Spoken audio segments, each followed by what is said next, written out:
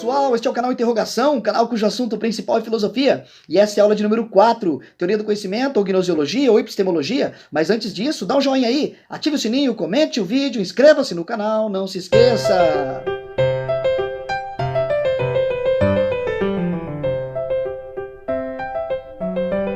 Teoria do conhecimento é um ramo da filosofia que investiga o próprio conhecimento, seus fundamentos, suas origens, suas formas, seus limites e seus valores, isto é, investiga as estruturas por meio das quais adquirimos o conhecimento. As perguntas mais frequentes da teoria do conhecimento são: de que modo o homem conhece? O que é possível conhecer? Existe algum limite para o conhecimento? Bem, antes de abordarmos a primeira pergunta, de que forma o homem conhece, é preciso compreender a estrutura da relação entre quem conhece e o que é conhecido. O sujeito conhecedor é o ser humano, parte cognoscente na relação do conhecimento. O que o homem tenta entender, descobrir, desvendar, chamamos de parte cognoscível, isto é, o objeto a ser conhecido por aquele que o investiga. Chamamos de objeto qualquer coisa que estamos investigando, pode ser a natureza, o ser humano, o próprio conhecimento. Portanto, reformulando a primeira pergunta, de que modo o homem extrai uma verdade ou chega ao conhecimento na relação com aquilo que ele investiga? Existem apenas 5 formas através das quais o homem extrai conhecimento na relação com o objeto investigado. Se alguém souber da sexta, avisem-me porque eu ainda não a conheço. Essas formas, caminhos, ferramentas, meios são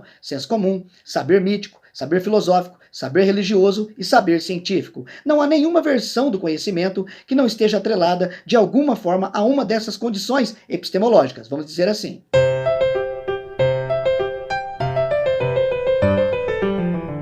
Senso comum é aquele tipo de conhecimento adquirido através do hábito, aquela forma de saber que passa de pai para filho, que nós repetimos, mas nunca submetemos a uma análise mais rigorosa. Esse conhecimento, via de regra, fundamenta-se em preconceitos, crenças, tradições, sem estudos prévios, sem comprovações sistemáticas. É muito comum, nesse tipo de conhecimento, observar um caso particular e acreditar que ele ocorre em todas as situações possíveis. É importante lembrar que o senso comum não é errado ou inferior às outras formas do saber humano. Pelo contrário, ele é válido, muito importante e útil para o homem explicar as situações do dia a dia. A diferença do senso comum para o saber filosófico e ou científico é que ele se aplica, na maioria das vezes, a casos particulares, não possuindo um valor universal. Exemplos de senso comum são acreditar que todo muçulmano é homem-bomba, porque alguns muçulmanos são terroristas, quando na verdade a maioria dos muçulmanos são pacíficos.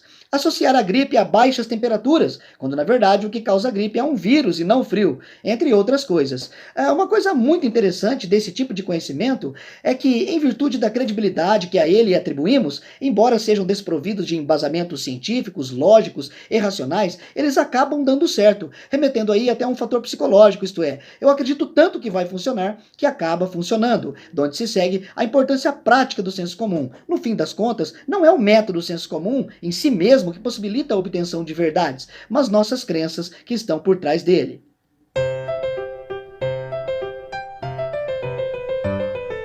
O saber mítico que decorre das mitologias, em especial da mitologia grega, já explicado na aula 1, está relacionado na contemporaneidade, nos dias atuais, a histórias, narrativas acerca de personagens ou ideias que representam, na maioria das vezes, um desejo inconsciente de potência que nos falta. Histórias fantásticas de personagem com superpoderes que representam, na verdade, uma resposta inconsciente que damos às nossas limitações. Ora, se eu, enquanto ser humano, sou limitado, sou finito, o saber mítico encarregar-se-á de narrar exatamente o contrário. Exemplos de alguns saberes míticos são a ideia de paraíso, de vida eterna, o criacionismo, destino, a ideia inconsciente de que o bem sempre vencerá o mal. Tudo isso, à luz da filosofia, são símbolos, criações que tentam dar sentido, via de regra, às fatalidades que nos cercam. O mundo onde vivo é um caos, guerras, doenças, injustiças. Então, em resposta a isso, eu crio um paraíso, onde coloco a perfeição que me falta no mundo onde existo. Em resposta ao que sempre acaba, crio a vida eterna. Em resposta a uma vida que nunca desejei, mas experimento, crio a ideia de destino, na qual eu tiro o peso da minha responsabilidade. Afinal, por mais que eu fizesse, ainda que eu agisse de outra forma, tudo já estava determinado por uma força maior. Então sinto-me aliviado, porque não sou o culpado pela vida que, embora experimento, nunca quis ter. E assim por diante. Uma pergunta muito comum é se mito e lenda são as mesmas coisas. E a resposta é não. Podemos dizer, grosso modo, que o mito é pura criação, enquanto a lenda é apenas um exagero exagero do real. O saber mítico retrata sempre seres superiores, ideia de perfeição, a exemplo dos super-heróis que tanto nos fascinam. O Homem-Aranha, o Batman, o Superman, são mitos que simbolizam, na verdade, a perfeição, a potência que nos falta na vida real. Já as lendas não. O Saci Pererê, por exemplo, é um personagem bem patético e acho que ninguém, em sã consciência, desejaria aí ser a mula sem cabeça, não é verdade?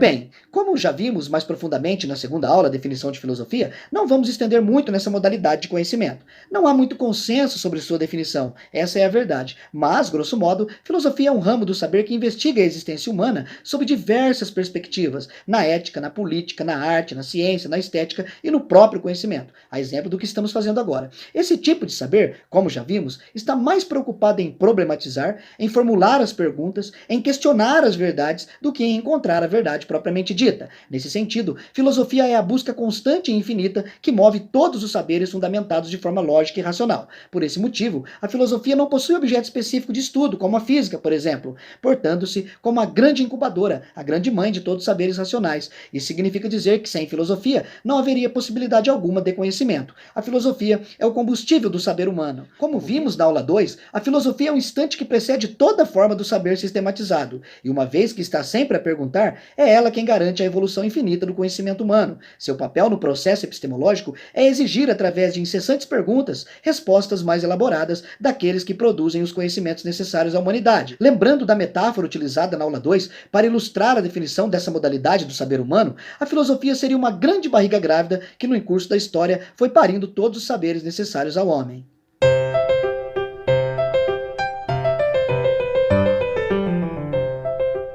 O conhecimento religioso ou teológico fundamenta-se na fé. Via de regra, fé em uma ou mais entidades sobrenaturais e em seus ensinamentos filosóficos, epistemológicos, mas, sobretudo, em seus ensinamentos morais. Esse tipo de conhecimento dispensa critérios científicos e ou filosóficos em suas formas mais profundas, muito embora também beba de forma superficial dessas fontes. Nesse caso, a relação epistemológica entre sujeito e objeto ocorre por meio da revelação ou da intuição. Os dogmas, seja do Corão, da Bíblia, da Torá ou de qualquer outra literatura religiosa, politeísta ou monoteístas, estão acima de qualquer observação empírica, razão ou experimento científico. As religiões que possuem uma representação humana da entidade divina na Terra, a exemplos do cristianismo e do islamismo, enxergam respectivamente Jesus Cristo e em Maomé, acima de qualquer cientista ou filósofo, autoridades inquestionáveis do conhecimento. Para o homem que compreende o mundo à luz de alguma perspectiva religiosa, o que está nas escrituras sagradas, ainda que seja arbitrário, incoerente, irracional, fantasioso, impossível de ser comprovado e incompatível com os fatos históricos,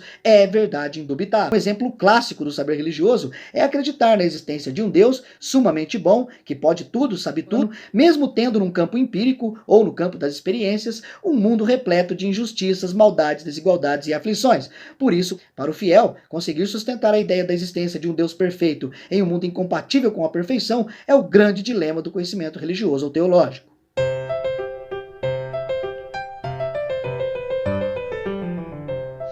Bem, ciência é um tipo de conhecimento que explica os fenômenos através de leis verificadas pela experiência. Isto é, em linhas gerais, podemos dizer que, após observar durante muito tempo o objeto cognoscível, o sujeito cognoscente considerará científico o fenômeno que se repete por mais vezes e não científico o fenômeno que se repete por menos vezes ou simplesmente que não ocorre.